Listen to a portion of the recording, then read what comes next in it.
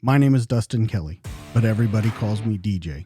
I'm prior Army, serving as both a Ford observer and a military police officer. I spent the last 14 and a half years as a police officer and detective in a large metropolitan police department. Two things that I've learned throughout my career. One, everybody has a story to tell. And two, the best stories are true. This is the DTD Podcast.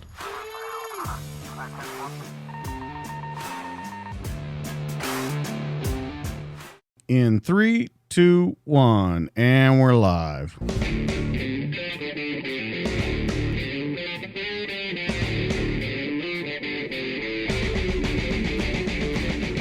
What's up, everybody? Welcome back to the DTD Podcast. This week in the studio, a veteran of the United States Army.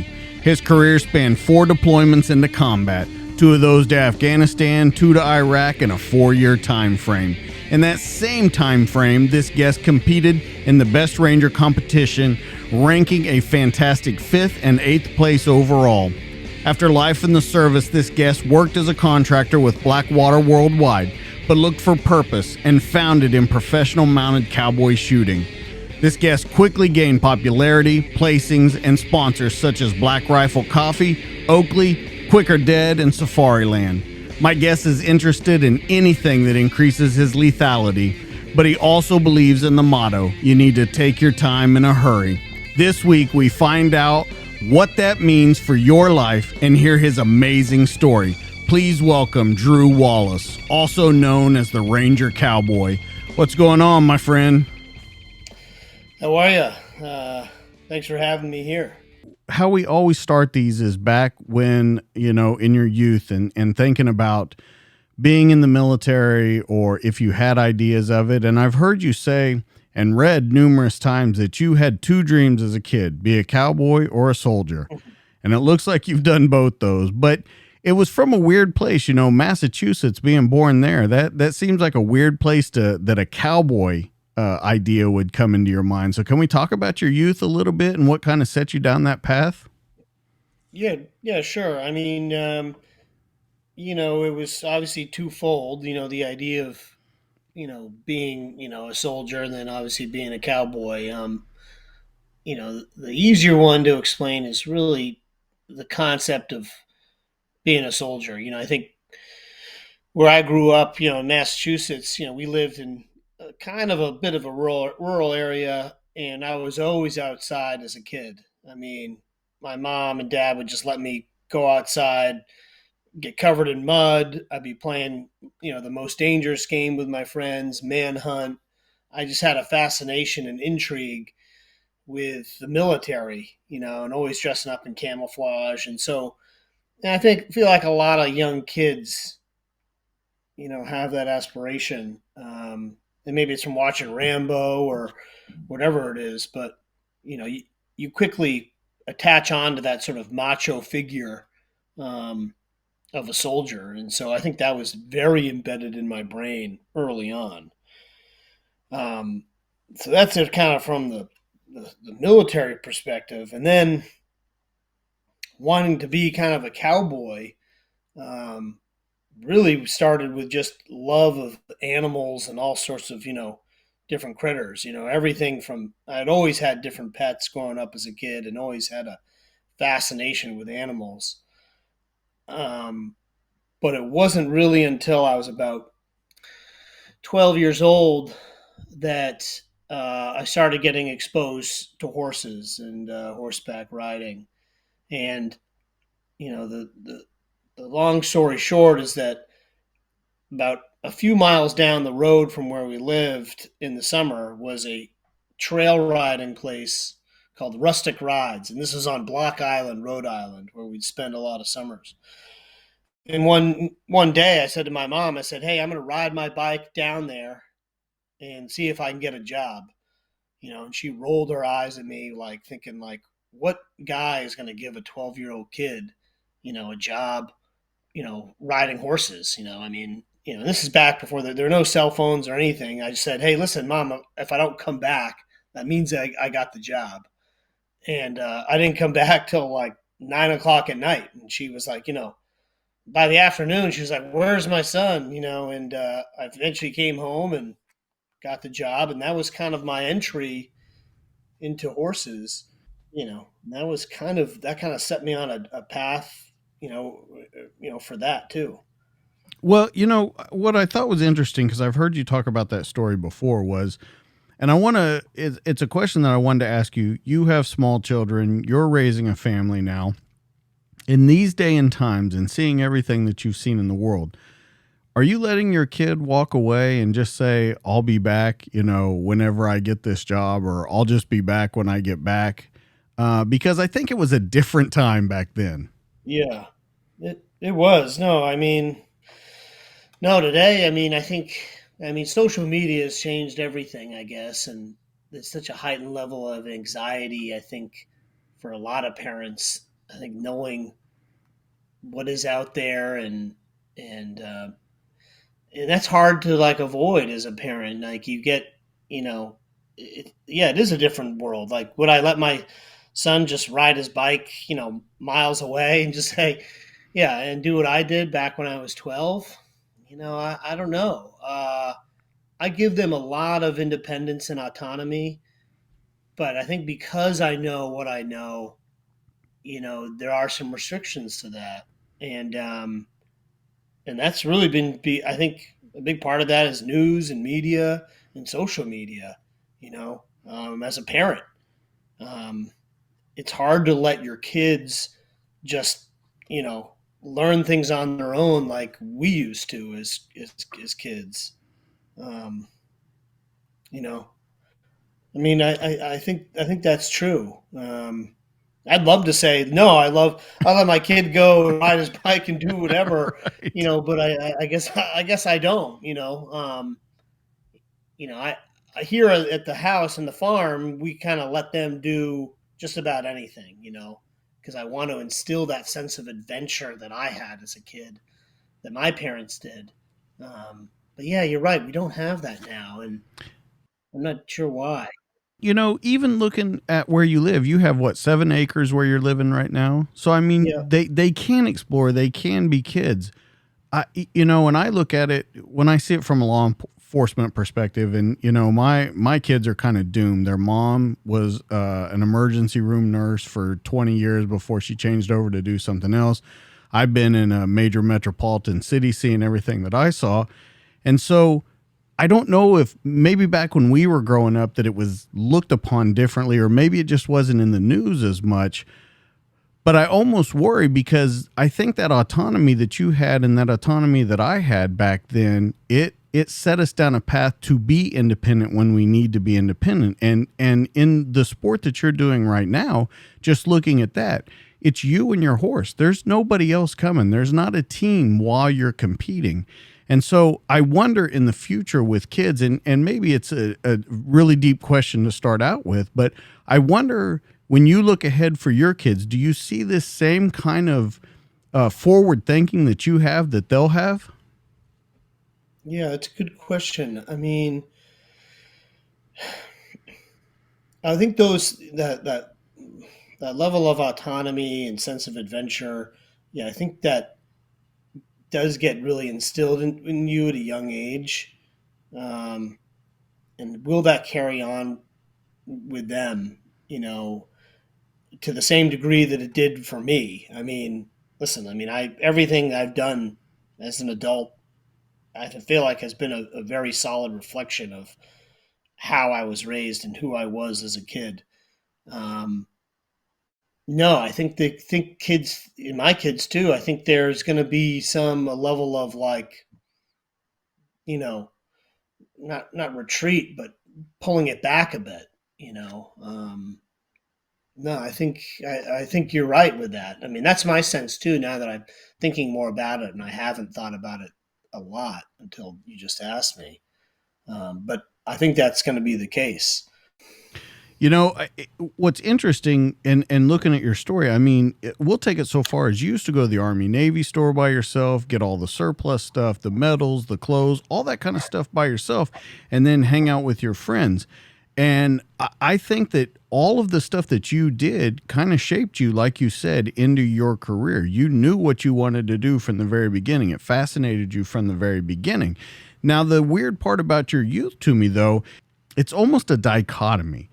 The high school that you went to was very much based in service, service to your other man. You went to camps that were based in service to other people. But then you go to California for your college and you go to Pepperdine University, a very liberal university in its own right, a very open, free thinking society. And I wonder with you, was the mixture of those two worlds, did that make you a better soldier, a better operator out in the field because you saw both levels? You could think on multiple different things in multiple different ways, like we talked about even before the show with the degrees from college. Yeah, I do. I mean, by the time I had joined the Army, basically the end of 2002 and then into 2003, um, I had already felt pretty well rounded as like a young guy. You know, I'd had some great opportunities, like you mentioned. I had gone to a boarding school in New Hampshire and had a variety of experiences there. Everything from different international travel, and I climbed Kilimanjaro when I was 17, or by myself with two other friends. Um, or I had traveled quite a bit extensively around the U.S. and internationally. With my dad. Um, Sailing the boat. yeah, sailing a boat across the Atlantic. I had a ton of different experiences that were of my own, that I relied entirely on myself and saw the world for a little bit of what it was. Um, and yeah, I think it instilled with me, a lot of free thinking. And so by the time that I, ended up signing the dotted line and went through basic training, yeah, I'd already kind of had you know, a, a head on my shoulders. Um, but I remember, like, I always felt too that I wasn't like above it all. Like, because there were certain things like in basic training, like, I mean, you're working at the lowest common denominator. Whether it be helping a guy lace boots or address an envelope. I never felt like I was above anything. I felt like I was doing my part. But I always had, yes, like you said, I think it did allow me to basically see past what everything was and understand it and know that the world was bigger than where I was just at that moment, which is serving. You're part of a team. You're part of a squad. You're part of a platoon. Part of a company, a battalion.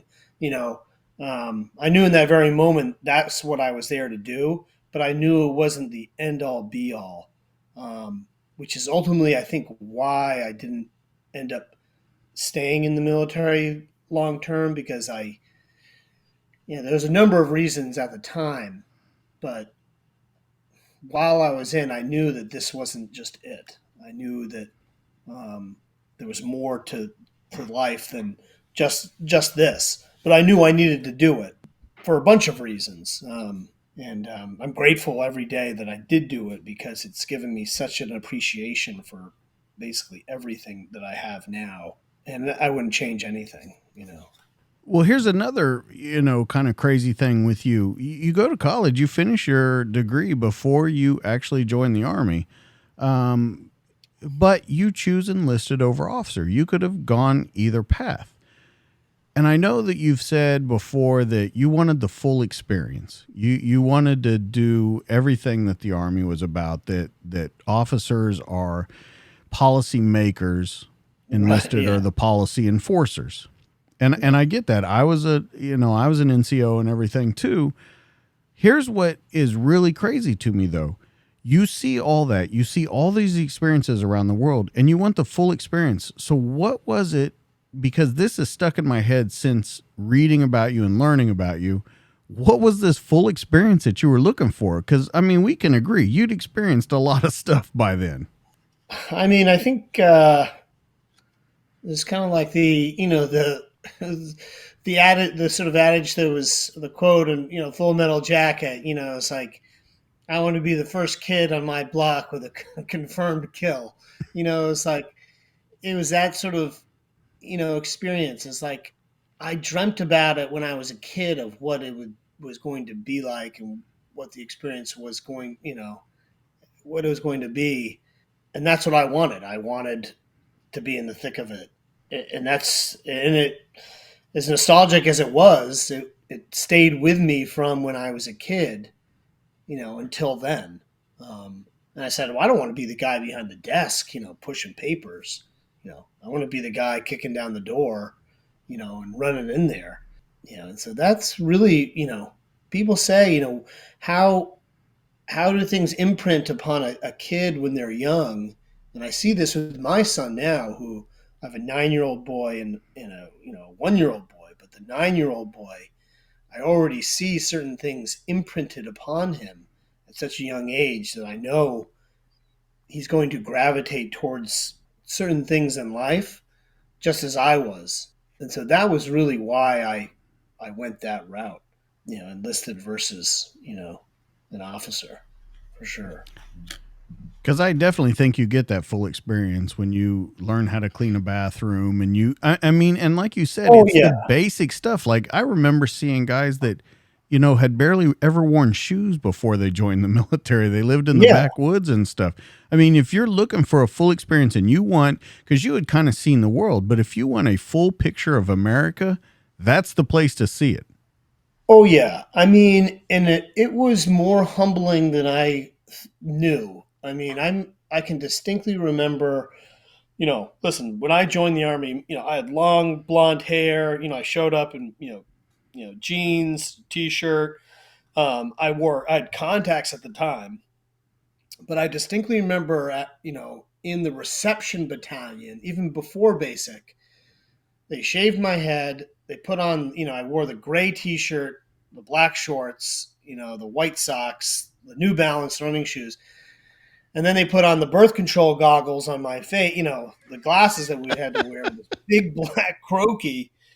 And I remember them, like some drill sergeant, like just screaming my head off and handing me a mop. And I remember being in the latrine, and it was like a full length mirror. And I remember staring into that mirror and thinking to myself, like, it's got to be uphill from here, like, because this fucking sucks. I mean, I just looked, you know, I mean, talk about the full experience. I mean, that was like, wasn't anything that I had imagined that it would be like, but that was definitely a humbling moment where you're like, yeah, I'm I'm nobody, right now, and no one cares that I climbed Mount Kilimanjaro or I saw the world or graduated from college. Yeah, you're not going to say that shit there anyway. You're not going to tell No, anyone you climbed I Mount was Kilimanjaro. no one. Most people, yeah, and some people wouldn't even know what it was. And to be honest, I was actually even embarrassed because when you graduate college, you start as when you're enlisted, you start as an E4. I didn't even wear my rank for the longest time because I didn't even want anyone to know that I even went to college. I wanted to be totally invisible, so I didn't even wear. I think you're supposed to wear your rank there. I didn't because I was like, I just want to be a ghost, and I was. You had even chosen that you wanted to go with the Rangers out of some book that you had that just had all the different services, and Yeah, you were like, "Yeah, okay, that looks pretty cool. Let's do that." yeah, pretty much. I mean, I had heard about it from a friend that I didn't really know very well, who had said that that was like a great route to go. But then and I still have the book. It's this like really old school book and has all the different special operations in it.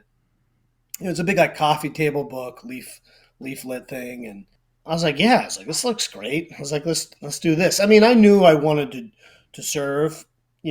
Obviously 9/11 had happened, and that was really enough cause for me to do it. But I knew that I didn't want to just go regular army. I knew I wanted to do something a little more special than that. So bringing that up, let's talk about 9/11 because I got a couple questions for you. I want to know when you think about 9/11. I was already in the military. When you think about 9/11, what feelings do you have about it?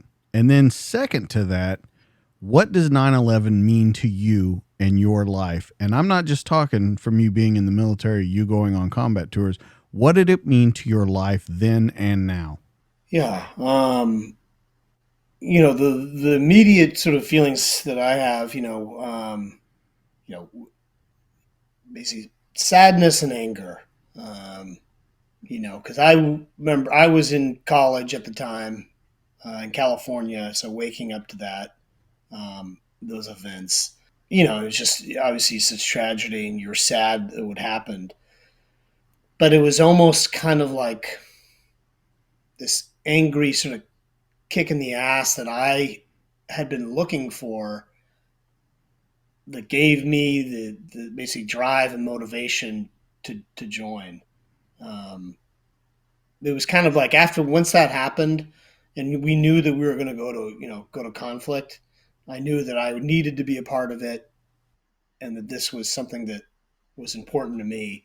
It was like your modern day call to arms. And so that was very clear. Since then, to me, 9/11 has just been that. It's been basically a life changing moment, as it has is for a lot of folks who obviously lost someone, but for me, it was, had 9/11 not happened, I can't say that I would have joined. I think it was that spark that sometimes, I was like a sitting jug of gunpowder that just needed a spark to be lit, and that was it. Um, and so from since that time, every time 9/11 happens, it's hard to watch some of the clips on TV of everything that happened. Um, but to me, it was is a life defining moment. It changed the course of my life, and it was a call to arms ultimately. Um, I equate it to Pearl Harbor. It's the same type of thing. Guys needed to answer the call, and many did. Um, and that's what it was to me. It still is. So let me ask you, and let me pose the question to you, kind of being, devil's advocate for a minute. When you were at Pepperdine, you surfed a lot. These are by your own words. You surfed a lot, barely went to class. Is 9/11 well, and the reason I say it like that is 9/11 the day the world became real? Yeah, it's a good way to put it. Uh, yeah, I mean, you can listen. Going to Pepperdine, I call it like a privileged youth. I mean, it was like fantasy land. I mean, for an 18, 19, 20, and then 21-year-old kid, you're living in Malibu, California. I mean, it's a very white, no, basically no crime. It's composed of Hollywood people, surfers, and there's a college. You know, it's not reality in any sense of the word.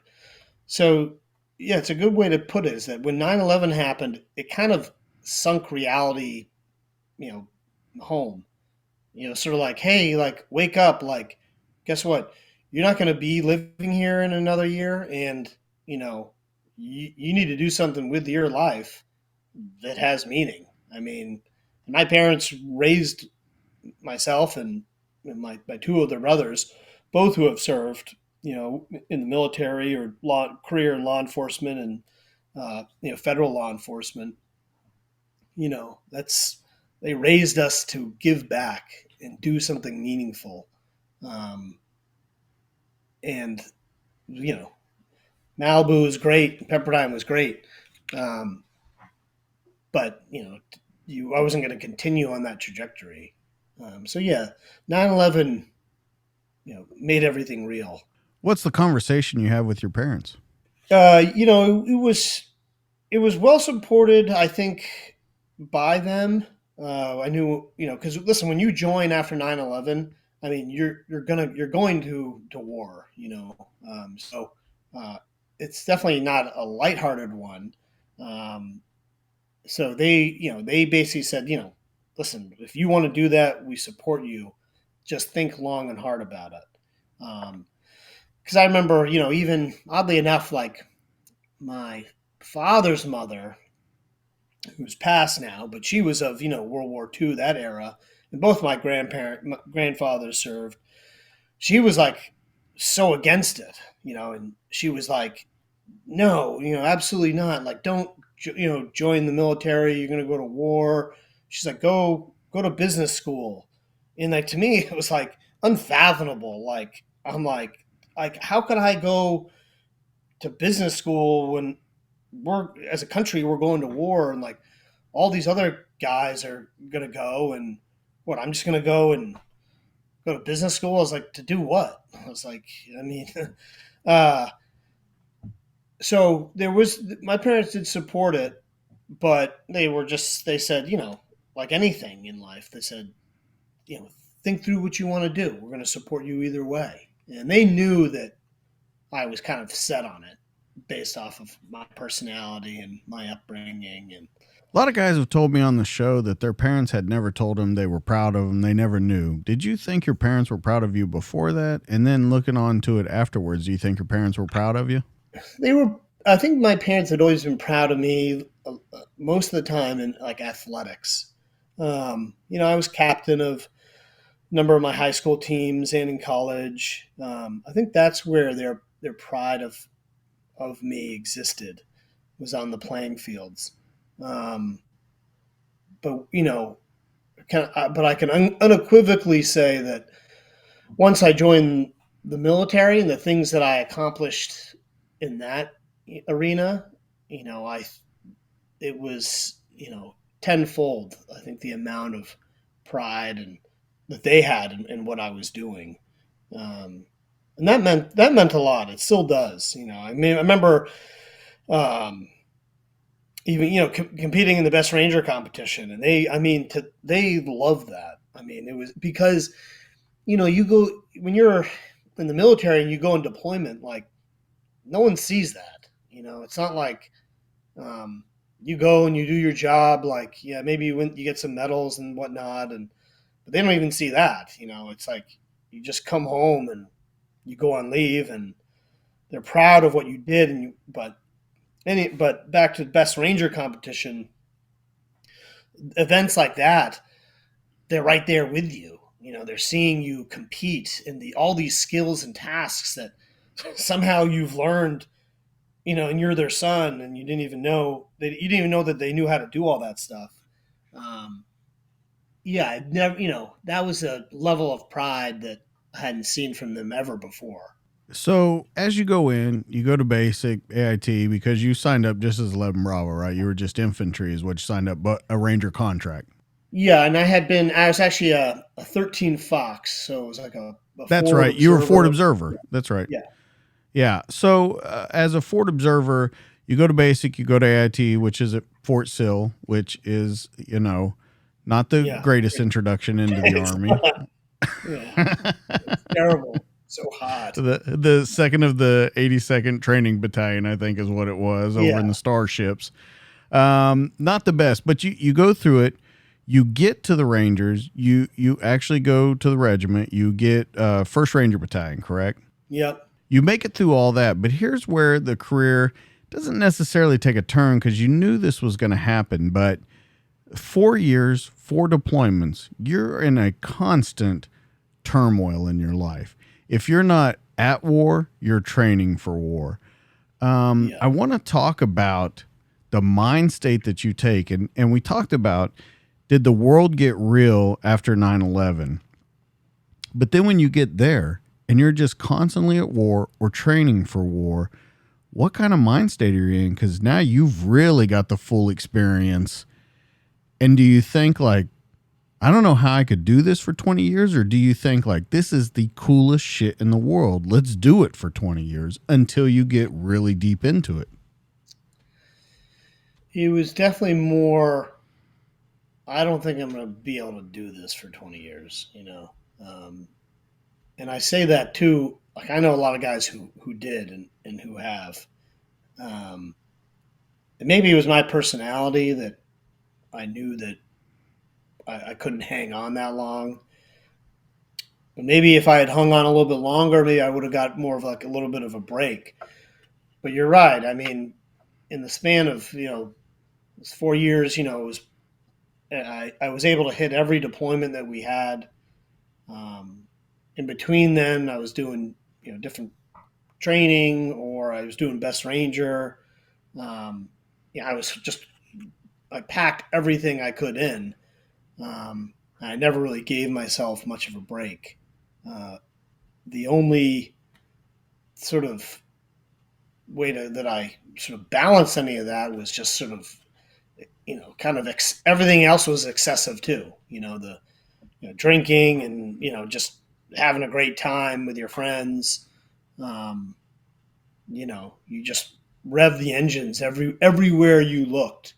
Nothing was just like chill. That's Um, got to be exhausting, though.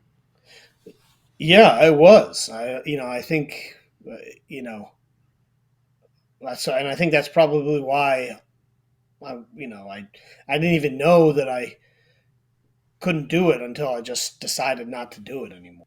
Either re-enlist.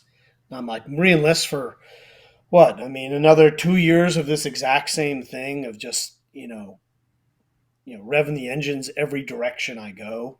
I was like, this isn't going to end well, and it wasn't. Things weren't always going super well, like in terms of relationships, or certainly alcohol consumption was pretty out of control. Um, got one pretty serious Article 15 that could have got me tossed out, but didn't. Um, so I knew it wasn't sustainable, and I was smart enough, you know, to know that having lived. I was like, this isn't going to work long term. All right, let's go down one by one. And I asked you before if anything's off limits. So let's go through this. Relationships, let's start with those. You say you're revving in every direction. What's a relationship at this time in your life? I mean, any relate, it's they're long distance more or less because you're always gone. You're either if you're home, you're training and you're away, or you're away for basically 90 to 100 days. Um, so out of the gate, everyone knows long distance doesn't work.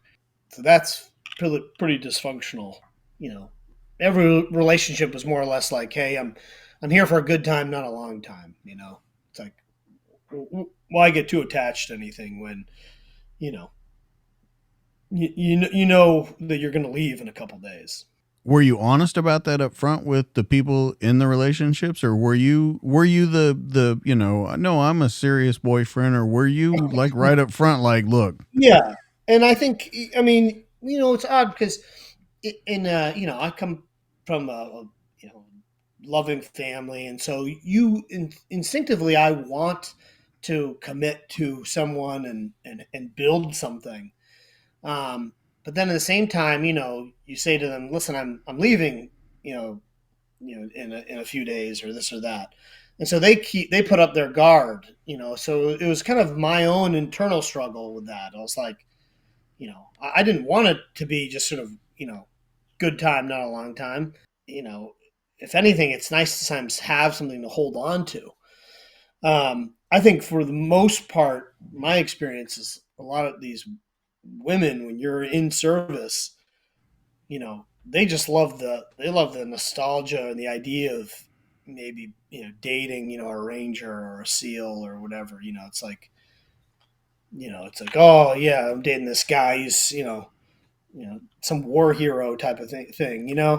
I feel like that's how. I mean, we had him. I mean, that was my impression with some of these girls too. Is that's what they enjoyed about it. I mean, everyone gets something out of it, I guess. But the drinking. What are we talking about? How much? oh yeah, I mean, a lot. I mean, I think the best way to describe it is one of our, we myself and a few other guys, we would always go out. I mean, all of us would. I mean, in range regiment, drinking is it's part of the sort of fraternal aspect of it. And so when you're off the clock, like you're downtown drinking, lots of fights. Um, Staff duty gets called all the time, picking guys up. Um, there was one incident really with us where we all had motorcycles. You know, we start the evening off at 7 drinking, and it goes all the way till 2 in the morning, where we're going about 140 miles an hour, on a Ducati Monster with a girl on the back.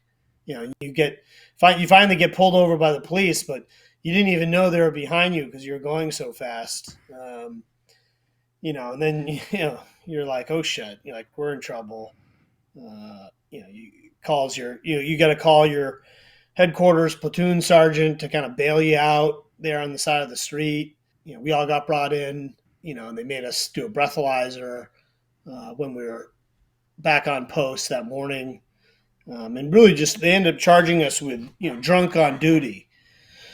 And they gave us Article 15s. It wasn't, it was, I wouldn't say it was a pretty hard slap on the wrist. But, we were out of control. I mean, and that was kind of like the mindset of that a lot of us had. You just kind of feel like you're invincible and everything is going 100 miles an hour in every direction anyway. So, if you're going to go out, you feel like there's no consequence. All right, let me put your dad hat back on. Okay? Yeah. Yeah. You got 2 boys now. Okay? You also have a daughter, which is, believe me, is even probably bigger than the boys. But you look at these scars that you had from back then. The drinking, the relationships, the thinking that you're invincible.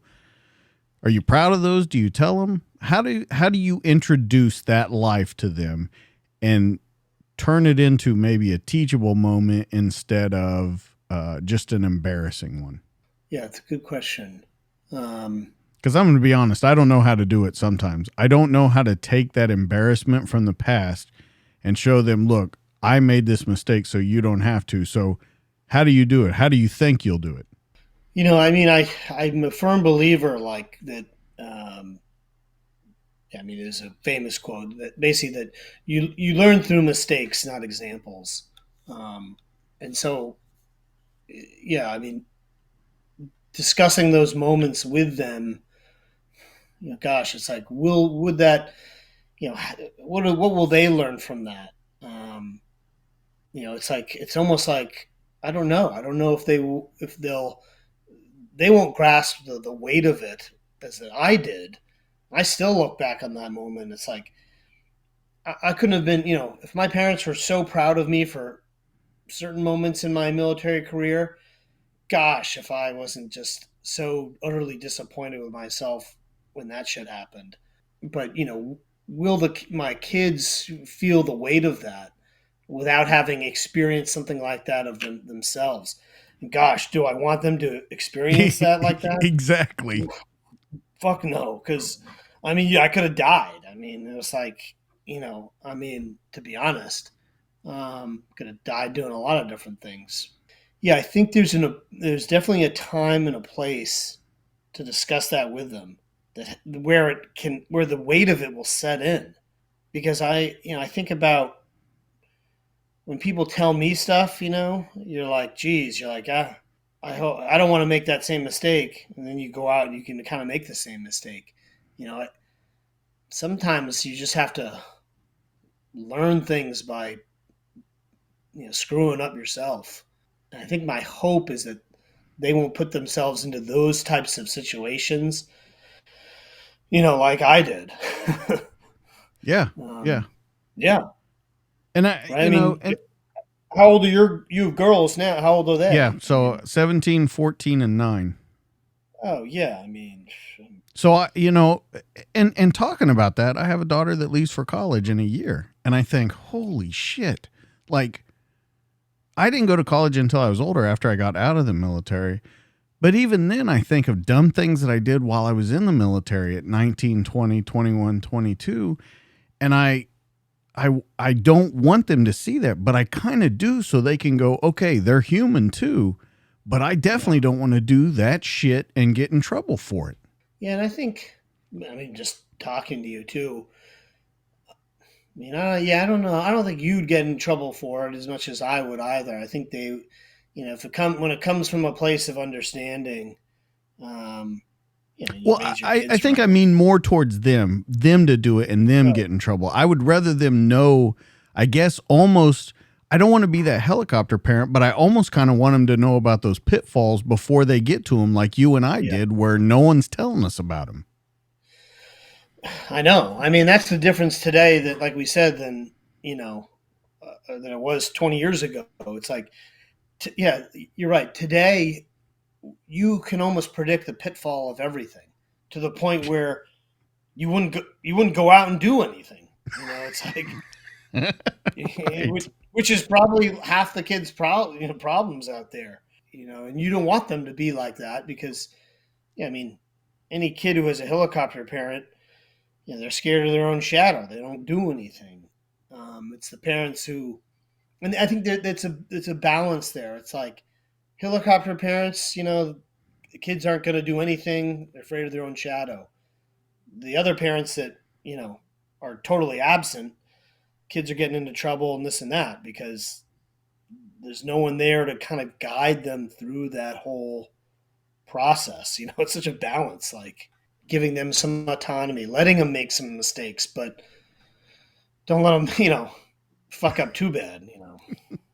Mm, And the reason I bring that up is because you look at lives that have been spent doing what even right now doing what you do is dangerous. It's very dangerous what yeah, you do.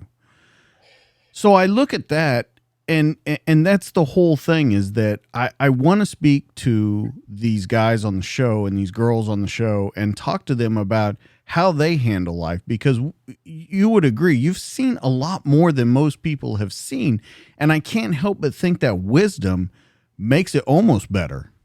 yeah. I mean, wisdom in terms of how you mean you're raising your kids, or Wisdom in this is the world, because I think there's a lot of people out there these days that just are blind to what is going on in the world, and you have that front row seat where you can show them, no, no, no, no, this is what the world's like. And I bring all that up to bring up the next point with you drinking heavily, going to war, going 100 miles in all the different directions. How does that affect you while it's going on? And we've talked about that a little bit, where you just don't know if you can keep up that pace even after 4 years. But then when it all comes to an abrupt stop, because it comes to an abrupt stop, you were out like 2 days after the best ranger competition, something yeah, like that. And yeah, it comes to a screeching halt. That's got to affect you mentally. yeah. It did big time. You go from a brotherhood and, like you said, going 100 miles an hour to basically going five, and you're by yourself entirely. You know, uh, you go from a pinnacle of achievement to basically a desk job. No, and then kind of overnight you lose your identity. For years you were identifying as this soldier, and then and then you're not. So yeah, I mean, 2007, 2008 were tough. I mean, what was I doing during that time? On paper, it looked like a decent job. It was like basically a product development job with Special Operations Command, working in Natick, Massachusetts, and cool opportunity, but like very independent, a lot of autonomy, but like very quiet. Not a lot of action going on. It was, during I was kind of in and out of relationships, nothing steady at all, because I wasn't. It's hard to like put yourself out there. I find, and be confident in any relationship if you don't have your own identity and you're not confident in yourself. And it's one reason now why today I feel so grounded and happy in my marriage now, because I'm finally at a point where I'm kind of confident and firing on every cylinder. I know who I am. I know what I like to do. I know what my purpose is right now. But back then, when I just got out of the military, I had no identity. It was like I didn't know what I was doing. I contemplated going back into the military, like a lot of guys do. You know, Eh, all which over is the place. crazy to me. And I have to point this out to you. You said I can't keep up that pace, yet you thought about going back in the military and Yeah, you became a contractor. So yeah, you're right back into it. And that is I the know. thing that always blows my mind talking to guys that have done this. When your mind tells Well, you over and over, we can't do this. We can't keep up this pace. And then you get out and you're like, nah, we can. We fool ourselves into thinking, no, we can. And then you just get into a never ending loop. yeah, and and one kind of interesting piece about that too. So I got out of the army, and I was just lost. And I remember I had found, and this is kind of critical of what set me onto this new trajectory was, I knew I was unhappy, and I felt like I had to get away, and I went back to before I joined the army. I sailed across the Atlantic, and it was one of the most impactful moments I felt like in my youth because for more or less 30 days I was away from everybody and everything. Like no one had any you know, I, people who were telling me, "Oh, don't join the army," or "You should join," or this or that, like everything, like all the noise went away. And so, fast forward, I'm out of the army. I'm basically fucking miserable, working at this job and just all over the place. I found this basically place in Africa. It was called Wild Fitness, and it was this like fitness sort of like retreat place. And you go. I mean, I knew very little about it, but I said, you know what? I said, fuck it. I was like, I'm going. I'm taking 2 weeks. I'm going to Kenya, and I'm just gonna go work out on the beach with people for a couple weeks and just get the hell away from all of this because it's what I need to figure stuff out. And I did, and actually, ironically, at that same time when I went there were these huge like riots and a bunch of like deaths happened in Nairobi, Kenya. So basically, everyone pulled out of the course. But I mean, I was Army Ranger. I was like, I don't give a shit. I was like, I'm going no matter what. So I still went, and I got to Kenya, and it was only me and this one other dude from England who showed up, and like the other 20 guests like didn't come because they were in fear for fear for their life. So Granted, it was that's me. a very real thing. It is, yeah, it is. And so, long story short, it was just me and the coaches there for 2 weeks, and it was awesome. I had no cell phone. I told people, I was like, "Hey, you want to get hold of me? Email these people. This is where I'll be," and that was it. I had nothing. I mean, I was dating a girl at the time. I was like, "See ya." I was like, "You need to get hold of me. Email these people," uh, and that's that. And what it did for me is that when I came back, I had this sort of revelation of the direction that I wanted to go, which was I was always really into fitness. I was always into product development. I was just excited about that sort of aspect of what makes a soldier great. The equipment or his physiology and this and that. And I decided I was like, hey, I want to go back to school for basically exercise physiology. I was just passionate about this. But the truth of it was is that I didn't have any money. I didn't have certainly any of the prerequisites to get into any credible graduate school to learn this stuff. I hadn't taken any tests or anything. So I said, you know what? I'm going to Iraq for basically a year. I'll make money, work as a medic. Um, I'll basically take online prerequisite classes. Another in 6 months, I'll come home and I'll interview at schools and then go back overseas. And basically, that's what I did. So, working for Blackwater became, for the basically a full year became like a means to an end. It was like I had a new sort of objective, which was, hey, I'm going to get into graduate school.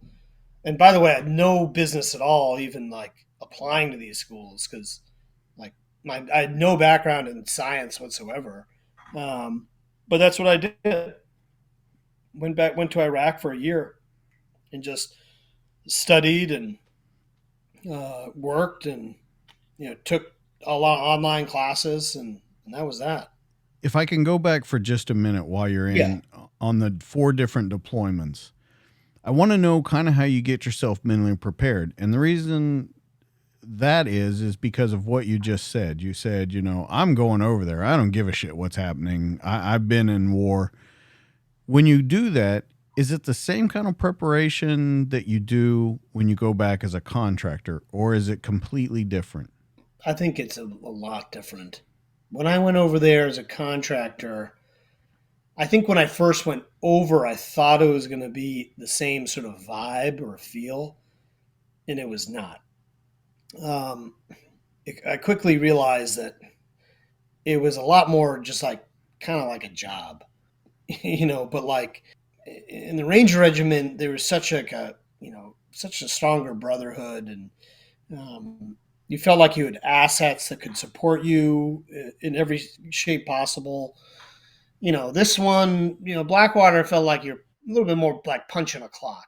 It wasn't if you didn't have to work, you definitely weren't gonna, go back to your hooch and watch a movie, play video games, or go to the gym. It's like different vibe.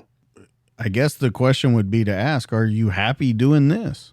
You said it's a means to an end, but you're in kind of a dark place. Are you happy now doing that?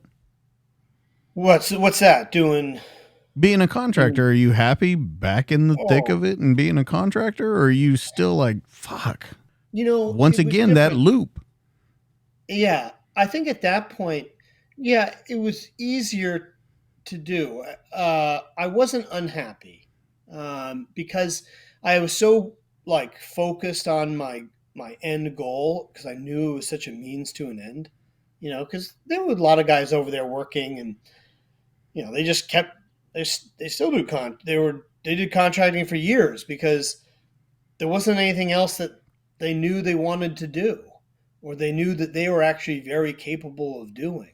But Whereas when that's I was let over, me stop you though. But that's different from you because you yeah, were over there for a very specific reason.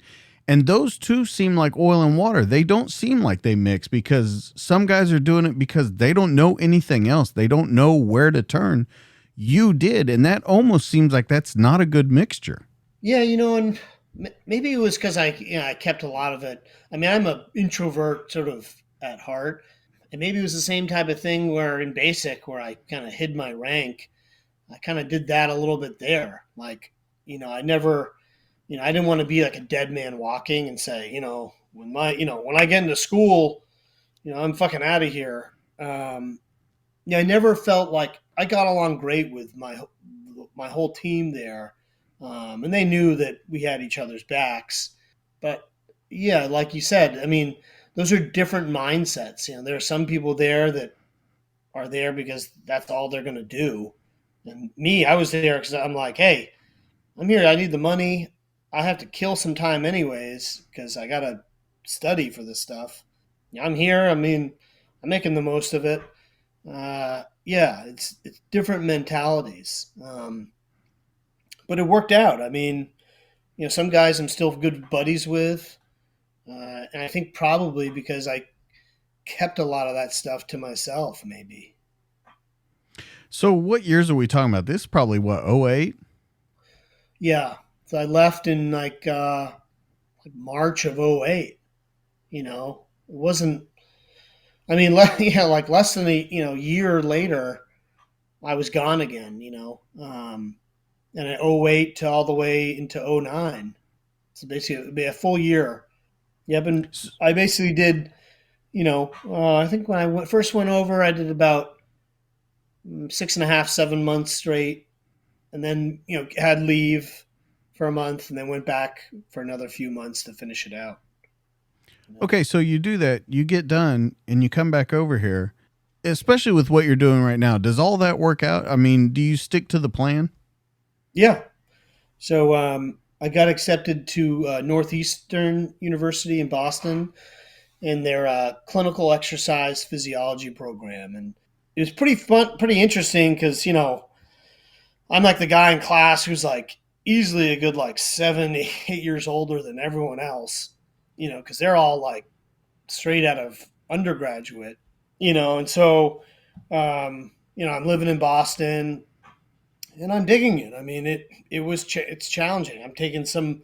I've never worked so hard in school like ever before. I mean, we're talking classes like cardiopulmonary pathophysiology.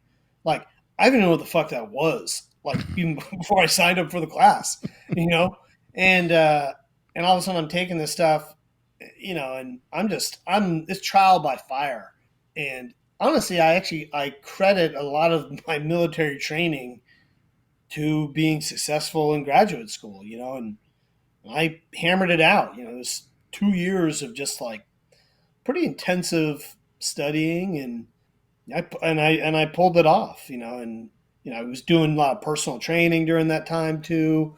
I started doing some more studies at Natick again. I was passionate about it. It was an interesting time. It was, and it ended up opening up some amazing doors. For me professionally. So yeah, it worked out. Oddly enough. How about relationships? You're figuring yourself out? You're not to the state where you're at right now, but are you in No. relationships now? Are you kind of focusing on a more stable future? Contracting's kind of, now that you're making it through, contracting's kind of out of the picture. Going back in the Yeah. military is out of the picture. That life has kind of been buried now and put away. It it had. Yeah. I mean that was it. And so yeah, while I was in graduate school, yeah, much more like steady sort of relationships, that lasted a little bit longer, much more functional. It was just fun. It was fun. The other ones before were always just such a roller coaster. Yeah. These were great. And so, at my basically during that time, actually, yeah, I was in school during the school year, and then my summers, I actually got a job back at that fitness place in Africa. Ironically enough, they hired me to come and actually be a coach. So it was a fun couple years. Basically September through May, I was in school, and then May to September, I was in Kenya, teaching people how to box or use kettlebells on the beach. It was just a great life. But relationships started getting more serious, and then it was in 2011 I met my first wife. That's a whole nother can of worms.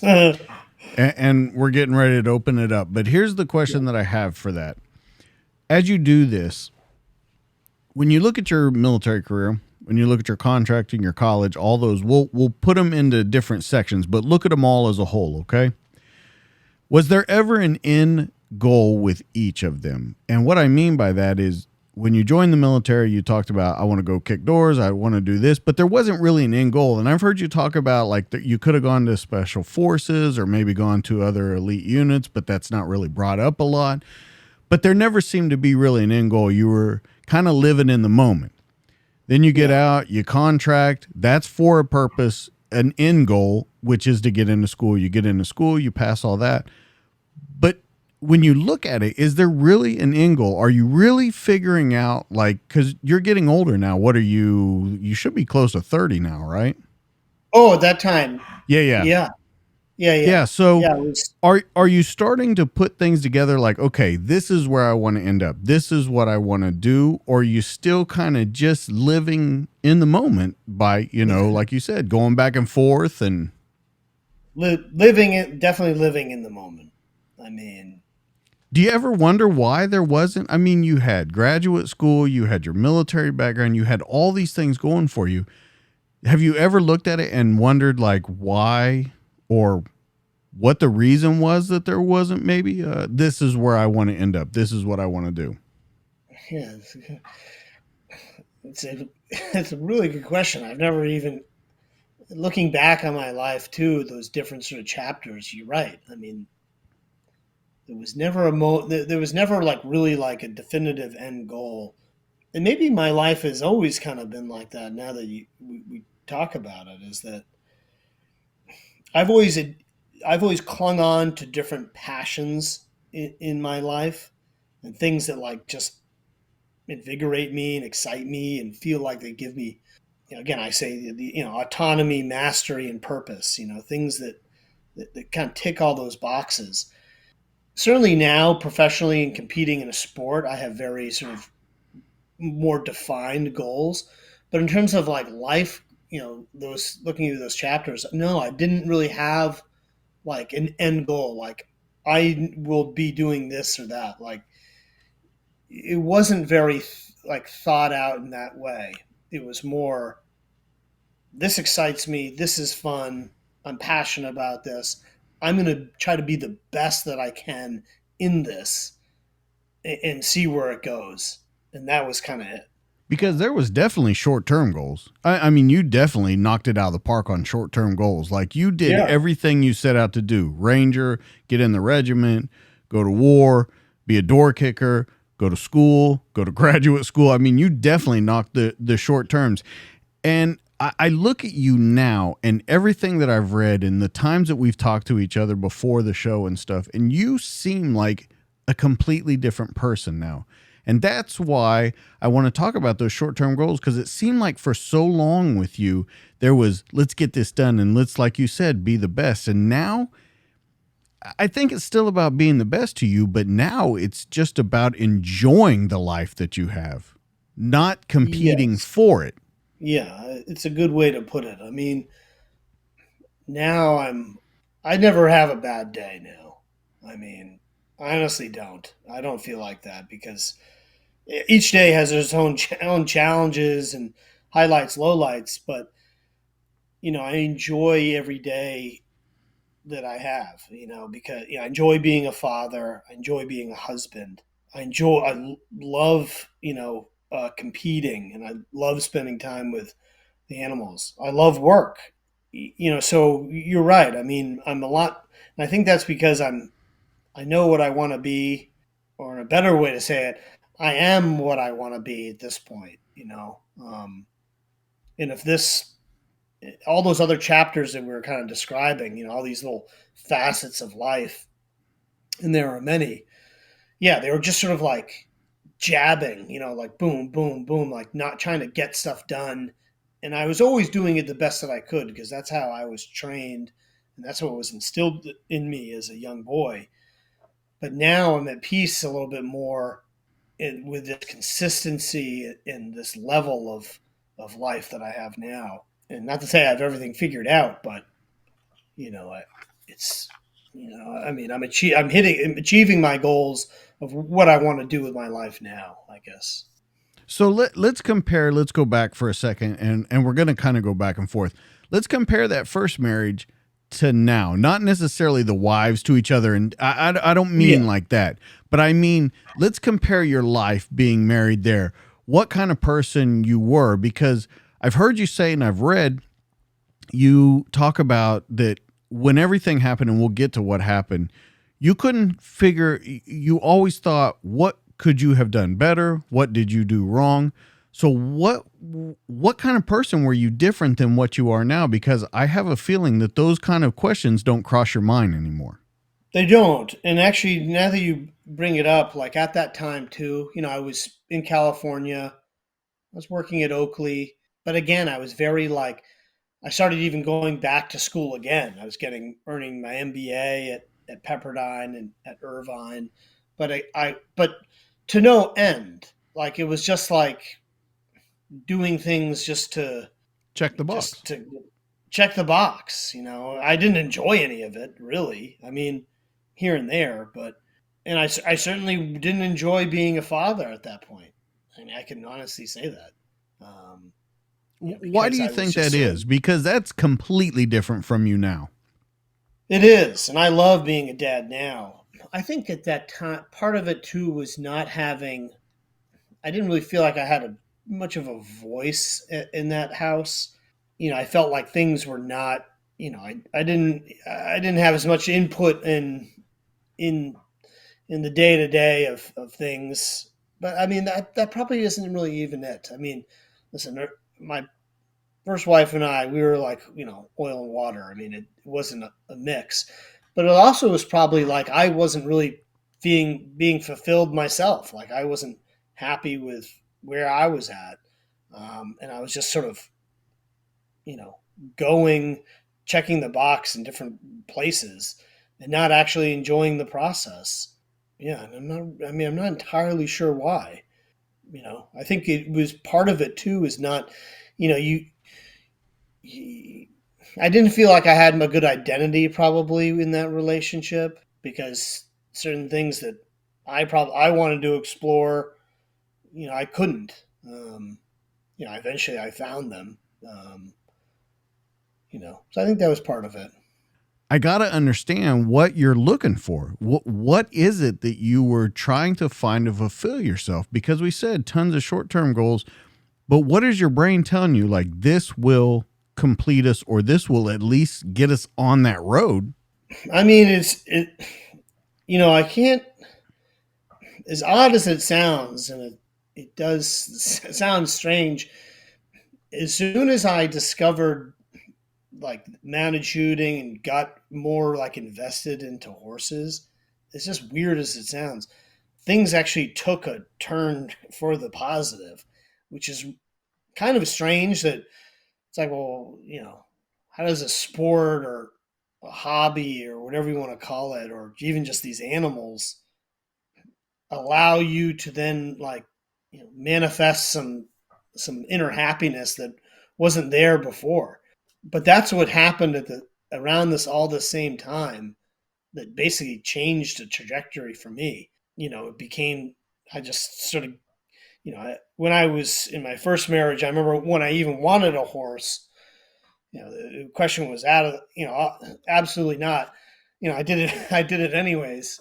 I just slowly got more and more into it. And I think there's something to be said, about if is it's important to find purpose in your life one way or another, because if you don't, your mind will just continue to wander. And for me, the sport and the purpose, was there with these horses, and I think there's also a connection back to when I was a youth. It was something deep within sort of my psychosis of something I was always interested in that brought back this sort of euphoria and sense of adventure that maybe had been missing for a long time. The thing that I think about with you and these, when we get into this competition and what you do during the competition, 70 different courses of fire, very fast though, 12 seconds, 10 seconds, 15 seconds. It's you. That's you. That's everything we've talked about tonight. Burst, short bursts. And it's so crazy to compare your life before to what you're doing now, because it's those short speed bursts and getting the job done, and then kind of looking at it after it's over, because it's going in a blur because it's going so fast. Do you think that's part of what makes you so happy about this? Because that's all it is. I mean, people lose these things by hundredths and tenths of a second. Yeah, it's an odd sport that way, where I mean you can travel 1,000 miles with your horse for maybe a total of like 1 minute of actual recorded competition time. Between all the stages that you do. Yeah, I mean it's a good analogy for kind of what my life has been.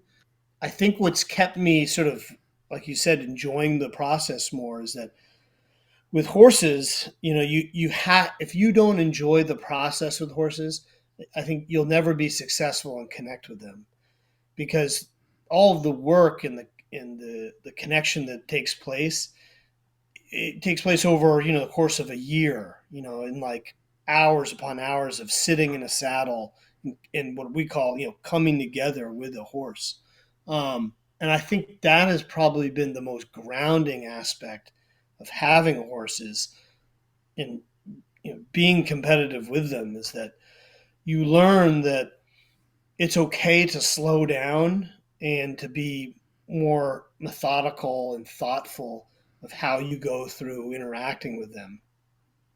Because, yeah, it's 12 seconds that you're going to win or lose, but those 12 seconds are built upon days, if not years, of spending time with one single horse. And I feel like that has probably helped me just in general become more comfortable in enjoying the process of everything, whether it be being a dad or being a good husband, enjoying my work when I didn't before. It was just before it was just like I got to get it through, and this is my work, and you're not working well with others or this or that.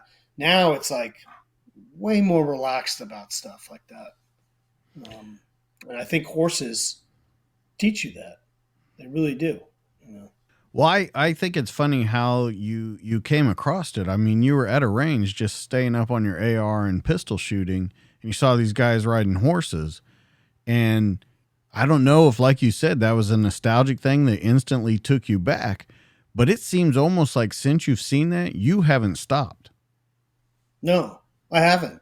The best part about this sport is that in working with horses, that you're always learning something new. You've never mastered it all, and because every new horse you sit on too is a totally different animal and different mind and different ability. The courses themselves, the way you run them, and or the way you want to cut a line or gain a half a second. There's always such mastery to it. It's like that autonomy, mastery, purpose. It's like the mastery aspect. You're always getting better. You're always learning something new. So it's very engaging from that standpoint. Can you ever master it? No, you can get really good. And I feel like I'm at the kind of top of my game now. And again, I give myself credit. I didn't. A lot of the guys I compete against have been growing. They grew up riding. They've ridden their whole lives. Yeah, So let's not sell yourself short here. You're ranked 173rd in the world. yeah. I mean, That's the world. You know how yeah. big the world is, right? And for me, it's more, I have there's certain, events that I want to do well at. And last year was a great year. We have this younger competition called the Futurity and the Derby, which is young horses. And so we won the Derby, which was a big event. We're very proud of that because working with a 4 or 5 year old horse, it's very unproven against other trainers and people who are a lot more accomplished than I am. So that last year. That was probably our biggest accomplishment. Let's talk about a couple things about. I want to get into your farm that you live on now, but talking about your horses in specific. Let's talk about the special treatment that you do for these things. Because if someone will go Oh through your yeah. Instagram, it's pretty funny just to look through it and see what these horses get and the special treatments that they get. And I want to talk about the special treatments that you give them, and also what's it cost to run? You running 5 horses? I can't even imagine. Can you give a ballpark of what you're doing? Yeah, all the costs have gone up with horses. Like everything, like eggs and whatnot. So hay has gone up, and so you're looking, maybe $12 or for a bale of hay, and you could burn through, with we've got 4 here now. You going through close to 4 bales a day. So it adds up pretty quick. Unfortunately, sponsors and stuff do help offset some of the costs, and you win money when you're on the road. But there's very few people making a big living from, and that goes for horse racing too. A few people who are making a lot of money from horses. It's a big labor of love. But we do well with our sponsors, and they're awesome. But yeah, the special treatment for these animals. They get. My wife jokes that I take better care of them than I do her. But like, because we do chiropractic every 6 weeks. I have a chiropractor that comes in and does adjustments on all the horses. They're on a thing called the TheraPlate. They're on that every day for at least 10, 15 minutes. And this is this big plate that they stand on that vibrates. And what it does is it increases circulation all through their lower extremities. So it's good for recovery, primarily. And they love it. They stand on there and they feel good and they eat their grain. And so that's great. And then we have another thing called the MagnaWave, which is basically electromagnetic therapy, which opens up the cells, so greater oxidation, so better recovery, helps prevent muscle atrophy. Again, just increasing blood flow, all their big moving muscles. And so, yeah, I mean, I have like ortho like shoes they wear when we travel, that they ride in. I mean, you take care of them. I mean, there's a lot. I've gone down a couple times on horses, and so you want to take care of them. They're working hard for you, and it's a dangerous sport, so you do everything you can. Absolutely. Um, let's talk about the sport a little bit because I don't think a lot of people know about it. I think they've seen like clay shooting competitions, Yeah, 3-gun competitions, things like that. I don't know that a lot of people have heard about this. It's all based around time and accuracy, with the sparks from the black powder actually taking out the target. Like we talked about before, 70 different courses of fire. And then and there could be more, but correct me if I'm wrong, pistol, rifle, and shotgun, and then cavalry yeah, shooting. Okay. correct. Yeah, So let's talk about it, what all goes into it, and what I want to know in your mind. Do you blank when you go out? What do you do to prepare for this? Because we've talked about it when you prepare for war, when you prepared for all the other things you've done. How do you prepare for this? yeah. I mean, it's a good question. So there's a ton of mental management that goes into executing anything, and I always say basically if there's too much in your consciousness while you're doing some sort of action, you're never going to be as good at it if it's in your subconscious. So, so I do a ton of practice, both, literally practicing patterns here. We'll train and shoot and set up courses. And so we'll practice all the patterns. Also do a lot of mental management or practicing in my head. So, because a lot of times your mind doesn't know the difference. So you rehearse what you think you're going to be doing in your head. And that's helpful too. Because same thing within the military. I mean, you know, CQB, enter a building and clear a room. You rehearse it thousands of times so that when you do it in real world, it's basically muscle memory, as they say. You're just, you're kind of going through the motions, and they're motions that you have repeated time and time again. And so that's what we do with this sport. You cross the timer line. You have 10 targets. You need to hit them all, because if you miss one, it's a 5-second penalty. And then you got to get back across the timer as fast as you can. And so, having done the pattern several times before, exactly when you're shooting, where you're riding, what are your cues with your horse. It's all sort of premeditated. I don't zone out. I mean, I'm just sort of, I'm in the moment, but it's also kind of autopilot, at that point. When you're doing it, though, do you know ahead of time with these different courses? Do you know what you're going to run that day? Is it all Yeah. planned out, or do you know when you get there what you're going to run? No, prior to the day, the match, they'll post the courses on that, on a board. But some days, because I do every discipline, I'll do main match, rifle, shotgun, cavalry, and I'll do them on some different horses, or I'll pick and choose what horses I want to run. That you could be doing five, nine, you could run 11 courses in a day, and so there are some courses that you're like that you see pop up and you're like fuck, you're like, I do not like that course. Or there are other ones that you're like, I could do that one in my sleep. It's just, I've done it 100 times. But everything, luck is the residue of design, I say. I mean, you prepare as much as you can for something, but there's still that element of, listen, your horse could trip. You half of the event is relying upon the horse to perform. So there's some things that are well beyond your control. So, you do hope for the best in that regard. A lot of guys say, I'd rather be lucky than good any day. Your definition of luck is it's a little different than most people. You say that Yeah. it's when planning meets opportunity, or when Yeah. preparation meets opportunity. Yeah. I'd agree. I mean, and that was my same mindset in the military too. And really, anything I've done is like you control as much as you can.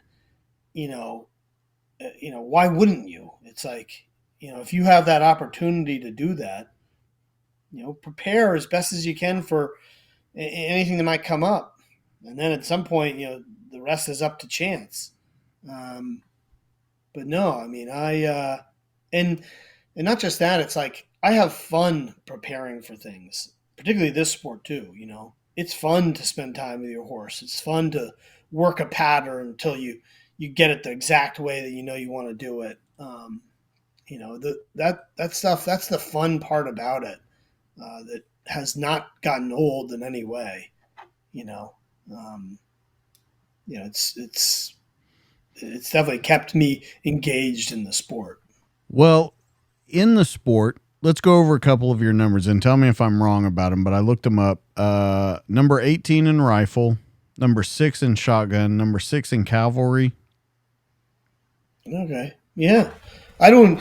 You know, I know I don't. I look sometimes at our rankings. And it's also too like in the sport too. It's how much you're traveling. To compete. And really this is kind of for me the winter is like when my slower season. And really once I'll be on the road starting here at the beginning of March, and probably every other weekend will be traveling until October, November. You know, so the rank. So hopefully I'll go up in rankings, and you know, Well, why uh, don't you? Why don't you look at the rankings?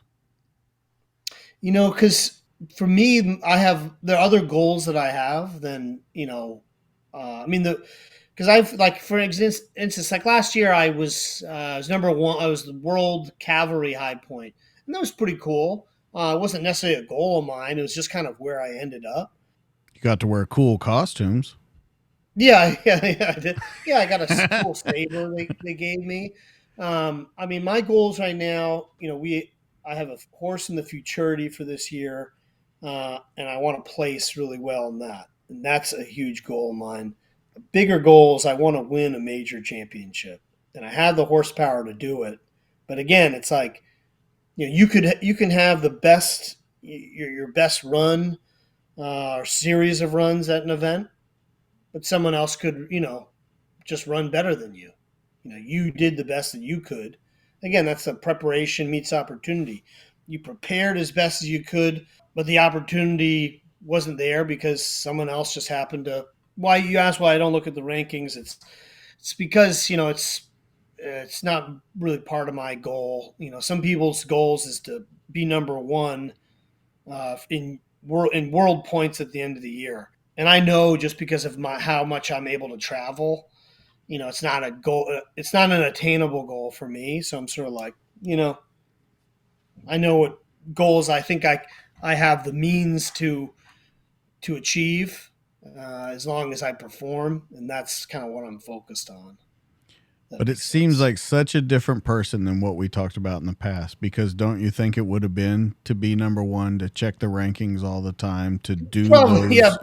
And those it's funny short because bursts? yeah, and there was a point even when I first started out, I was checking in a lot, and now I'm like, I don't, it's fine, it's okay. I'm gonna show up and I'm gonna ride, I'm gonna do well, and I know what my goals are. But like, yeah, you're right. It's different. I'm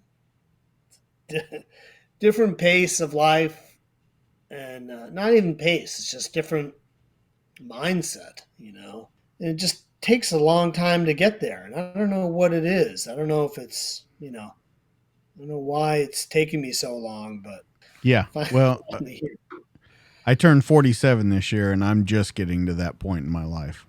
Yeah, and I'm just now starting to realize, like, to look around. yeah, it's kind of where I'm at, right? What do you love to do? What is your? I mean, I know you love this show, This, but like, yeah, yeah, yeah, this. I you know This is what I hope to do when I retire from my job. I hope to write full time, and I really like being a dad right now yeah, because I told you we're right at that precipice for a lot of things in my daughter's life. One's getting ready to go to college. One's getting ready to enter high school. One's getting ready to enter middle school.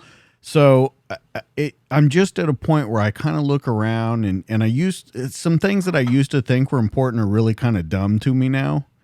I And know, yeah, I just kind of look around and I'm like, yeah, this is kind of cool what I'm doing. And you know, I took the leap to do this kind of work, this interviewing and stuff. I just decided one day I'm like, I'm going to do it. I had thought about it forever and I said, I'm just going to do it. And I can't imagine having more fun doing this than what I'm doing right now. yeah. And so it's a cool point to get in life. Yeah, it resonates with me when you say, there's certain things that you used to care about and you just don't, you, you get to a point where you really just, your priorities align a lot differently. You've given me some things to think about too, a little bit more of like, what is it? What is the psychology of why, I changed, at a certain point in time? Does everyone go through that when they get older, or is it a certain thing, or maybe some people they don't change, Which is sad to me. yeah, It is. I mean, it, I think what's sad about the thing too, where we talk about where I'm almost 47 and I'm just getting to that point in my life, and I think, why did it take so long to get here? Because it's so cool being here. yeah, What took so long to get here? So, I mean, it's a very cool place to be in life. With what you're doing right now with this, you talk a lot about your competitions and you write about your competitions and you say they always do the national anthem, they always do a prayer, people always come together. Why is that so important right now in your life? listen, I watch the news, and I've actually this year I've stopped watching a lot of news because I felt like it was taking away parts of me and just bringing a lot of energy into, and like you said, there are things going on that like I just didn't care, like I don't care about, like, and I don't really always care to be part of like a larger political soap opera that like what I feel has, I like to be informed, but I don't, what bearing does it have on me, so I basically kind of stopped with a lot of that, and it leads into why do I think the national anthem and prayer and all these things are so important, and it's because there's such like an erosion of these kind of core American values that I feel like I grew up with and that I certainly appreciate. In these events, those are the type of people that are there. And it was such a reminder of like that there's still good in this world. There's still people who, love this country and want to raise their kids right. And I just love that. And particularly in an age where you see such a lack of it. So it's an awesome community. I mean, of people, just the Western sort of, not just Western equine, but just the Western sports world. In general, there are good people there who care about raising their kids right. There's no woke agenda. As Arlie Ermy said, and again, Full Metal Jacket, here you are all equally worthless. It's like, it's like, I mean, it's great. I mean, everyone helps each other out. It's a great community. So I'm sure you kind of see the same. Yeah, well, and the whole thing to me is when you talk about that, and then I think about your military career, I almost can't help but to think that you look back and you go, "Yep, it was worth it. Everything that I did, everywhere I went, and all the pain that I went through in that. This is why I did it right here." In that, yeah, I mean, I think about that aspect too a lot here at being at home all the time. Like the deployments and the time away and the pain and the sweat and the blood, and you're like, I think I reflect upon my military service a lot too, just being at home. I'm like, this is great. I'm like, I get to work at home. I get to have a great family. All these things that I feel like I'm blessed with. I feel like in some small way I earned it, and I don't take it for granted because life is fragile. But yeah, and then in those things, those events, it's a good reminder of that too. So, a couple more questions about the family and things like that. It's so different than your first wife, the first situation that you're in, being a dad. What do you think it is about this marriage, about this wife, about this situation that you're in that makes it so different? And when do you think that switch was kind of flipped for you? I got my first marriage. I ended in 2016, and at the same time, I relocated from California to Massachusetts, and kind of started a whole new sort of existence here, which was odd and took some time and whatnot. But when I moved here, it kind of like it became a new sort of. I started kind of getting into this mode of a new me. I felt like a weight had been lifted off my shoulders. I was starting to get heavily into horses. I was built a barn at my home, and my identity of who I was kind of now becoming a lot more solidified. And I think I was more comfortable with myself and just happier. I was happiest I'd ever been because I finally kind of knew what I didn't want. I met my wife basically a couple years later in 2018. And I had been dating a lot before then and trying, meeting different people, but nothing had stuck. And no one had met my children either, which was like a big deal until her. And so, what was it that really made this one work and be so much better? I mean, one is her. I mean, obviously, just a very easygoing personality, and we kind of complemented one another. We were kind of collided at this sort of right moment with each other, and it's still still carried on.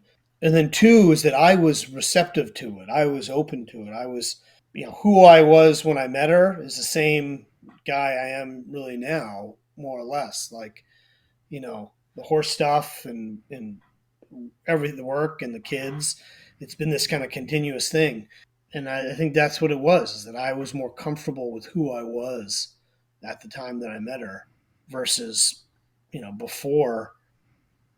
I didn't really I wasn't enjoying any process. I was just going, it wasn't, I wasn't in the moment at all. I was always looking at some other moment that I could do, I think that's the difference. I think a lot of guys feel that too. Is that a lot of guys feel, if they're in a relationship, they feel trapped.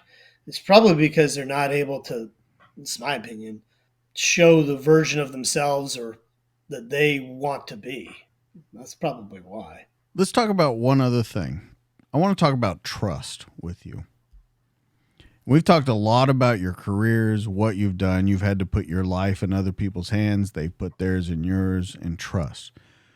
But I think about trust a lot when I look at your story and I look at where you've come from and where you're going in the future. And I want to know what trust is to you. I look around and I see trust in a few different places. I mean, certainly with my wife. The biggest element of trust is consistency.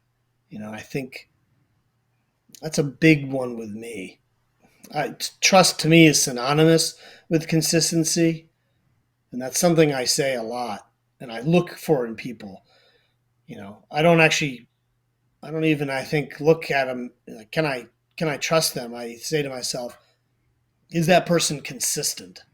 Are they consistent with how they live their life? With integrity.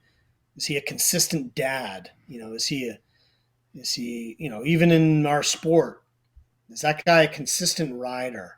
That I always, he's always doing the same thing. I can expect him to be this one way or another. And I say that to my wife too a lot because there's some people in our lives that are inconsistent, and I don't trust them because of that. Because I don't know, I never know, I don't know what I'm going to get. So really, to answer your question, is my definition of trust is, I think along the lines of consistency. What can you expect from someone? Are they always going to be there for you? Are they going to be there for someone else? Because I like to surround myself with consistent people, generally good, consistent people. The bad ones, if they're consistently bad, what's the point? It's all about consistency with me. So how's that translate over to the horse? And that's why I looked at how you talk about your wife now, how you talk about your family now, and there has to be complete trust in that horse because I've heard at some point you're not even holding the reins. You're not. It's the same thing.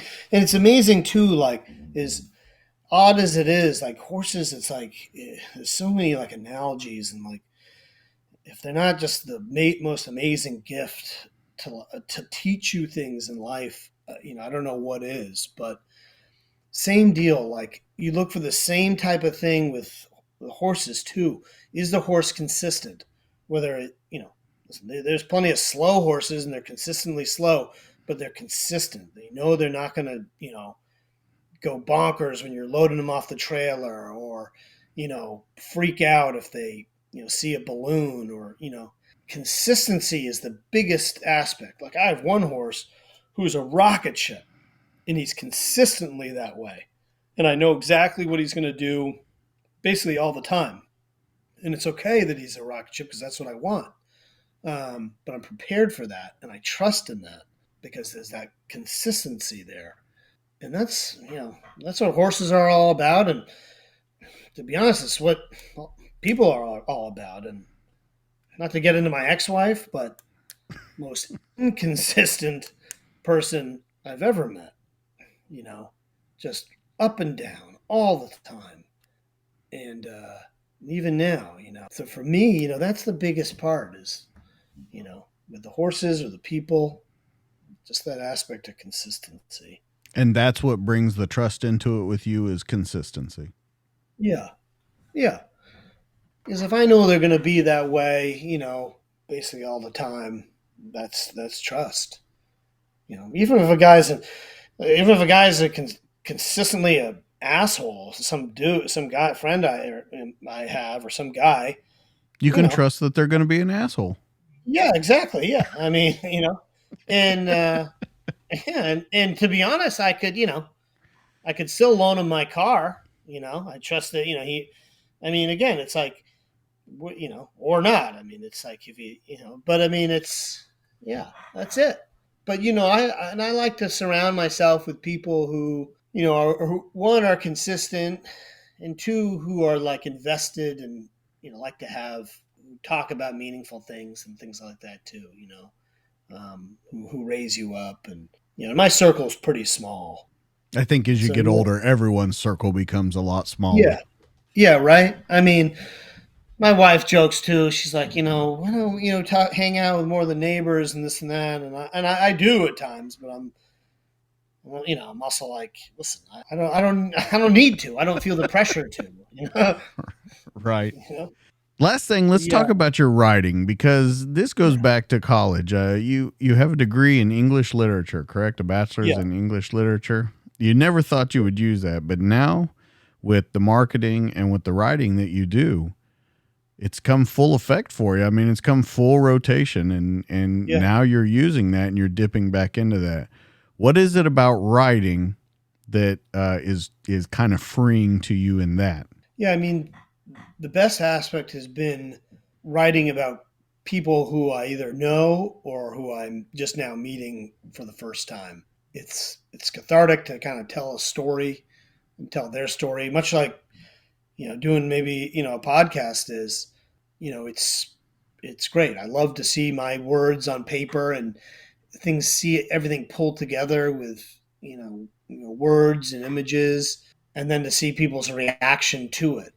It's very gratifying, and I love learning about people that I would otherwise not really know who they are. Or if I'm writing about products, I mean that's interesting too. But writing about people is certainly the most sort of interesting. I couldn't agree with you more. Let's kind of wrap this up with long term. We've talked about it the whole time, long term and short term. What's the future got for you? Do you have any idea what you want to do 10 years from now, or where you want to be 10 years from now? um, I mean, I have 10 years from now. I do have some goals of where physically would want to be in terms of things like that.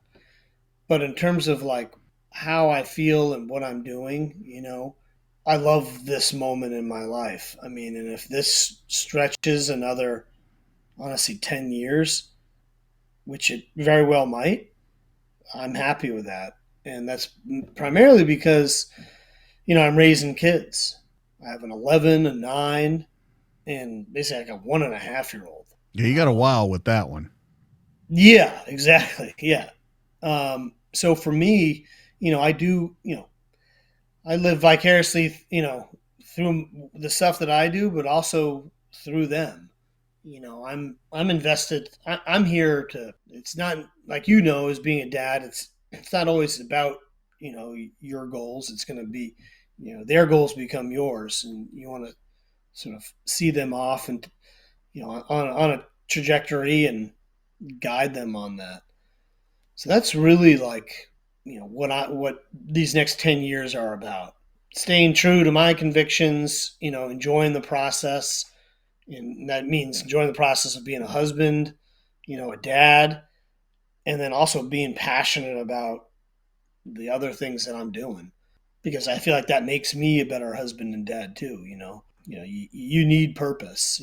Without it, your mind's going to wander. So yeah, I think that's what the next 10 years are going to be, and that's why I feel like it's so important for guys to grab hold of something that gets them going and gets them excited. Because without that, you just flounder. You really do. So it's whether it's fitness or fucking motocross or podcasts or mounted shooting. I mean, you find something. Absolutely. I think when it all comes to an end, that's what you have to have is a purpose and that second chapter, which we talk about on this show a lot, that second chapter in life, Yeah, and knowing what you want to do and showing that you're not just what that person was, but you're a whole other person. And I'd love to see people kind of transform into that. And that's what I love about doing this is hearing these stories and hearing, you would agree you're a completely different person from when we started this story. yeah. I mean, I look back at when I was 23, 24 in the army. If I could tell him some things I know now, probably be better for it. But again, you learn through mistakes, not examples. So I'm here today because I spent that time doing all those other things. Yeah, and I usually end asking people, are they comfortable in their skin? Are they comfortable who they are? But I think that you've said it numerous times. I think you finally are at a point in your life where you're comfortable with who you are and you're comfortable 100% in your skin. Anything you'd like to see yourself grow in? I mean, obviously the horse stuff. Mounted shooting's been great. I mean, I know, but I think I have a feeling I will gravitate towards a number of other disciplines with horses, which would be a lot of fun. It's hard because as being a full time dad, there's only so much time. I only have so much time for different stuff. I feel like I'm growing professionally. I'm getting better as a dad. Getting better in my pursuit with horses. So my plate is full right for now. Okay, where can people find you if they want to know more about your story, if they want to follow you as you go through the competitions and things like that? There's a ton of places people can find you, so let's run down through what they can do. Yeah, I mean the best place that I'm most active on is Instagram, and the handle is at the Ranger Cowboy. We've also got a pretty good sort of YouTube documentary that Fieldcraft Survival published. It's on the Fieldcraft Survival channel, and so that's probably the other big one that I would direct people to. I'm always responsive through Instagram, messages or comments or anything, and happy to give advice on getting into the sport or getting into the military or coming out of the military too. So Yeah. Instagram is definitely the place. That's where you and I kind of hooked up and started talking to each other at the Ranger Cowboy. Do you want to give away that email in Kenya if anyone wants to get a hold of you? Do you think they can still reach you by the address in Kenya? Yeah, I know. Yeah, I picked up.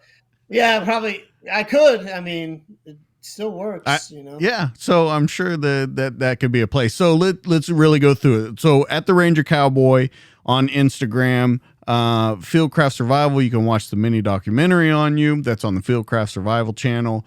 There is writing that you do, and that's on a couple different places. I think that's connected with Black Rifle. Yep. And there's a couple different sites, and I'll go ahead and put those on your episode page for this so people can find those and read about them. Also, if you want to learn more about the sport, cmsaevents.com. You can go there. They have a video on there to show you what it's kind of all about, and then everything that's coming up, everything in the past, and kind of the rankings and different stuff like that. Is there anywhere else you can think of or anything else that you want to promote? Just we've got a new sponsor this year, which should be pretty cool. Taurus Firearms is sponsoring me. We're doing a new release of a single action gun, so we're going to be doing some video and basically some promotion of that, which I'm pretty excited about. And then we're obviously sponsored by Safari Land and Black Rifle Coffee, and they've been great sponsors of mine, and it's been an awesome relationship. All right, guys, you know where you can find him. Instagram. We'll put everything up on there on his episode page. There'll also be pictures. He sent me a ton of pictures throughout his career. You'll be able to look at those. We'll put the link so you can go check out his articles. Now, you know where you can find Drew. Here's where you can find me, as always. You can, of course, find me on Instagram at the DTD_podcast. You can find me on Facebook at the DTD podcast, and you can find me on YouTube where all these conversations are in video form at the DTD podcast. But don't forget, stop by the DTDpodcast.net. That's the one-stop shop for you. Audio, video. Each guest has their own page. It's got their pictures. It's got their bio. It's got their links. Anything that you want to know about them or how you can catch up to them is there. DTDpodcast.net. Now, after you stop by DTDpodcast.net, stop by our sponsor, Police Coffee. We talk about them every week. You know they're an officer-owned business, and they're dedicated to crafting the finest coffees and blends, and they're shipped as soon as they're made to provide you with the freshest coffee available. Each batch is roasted fresh by people who know what it means to stay vigilant, and their specialty coffees, like the NYPD Brew. There's a ton of different ones, a Texas Pecan. There's too many to go through, one Ranger. Anyway, when you go to their specialty coffees, they don't waste one drop when flavor is concerned. Their coffee's some of the best you'll find, but there's an important cause for them, and we talk about it every week. They give back to our community. 50% of their profits go towards family members of police officers who fell in the line of duty. When you stop by policecoffee.com, put in DJK10, that'll give you 10% off your order. Guys, that's going to be it for this week. It's been an amazing story. I'm so glad you came on, Drew. Everyone, if you want to find out about him, please look him up whenever he comes onto the website. That's Drew. I'm DJ. This has been the show. We'll catch you guys on the next one. See you later.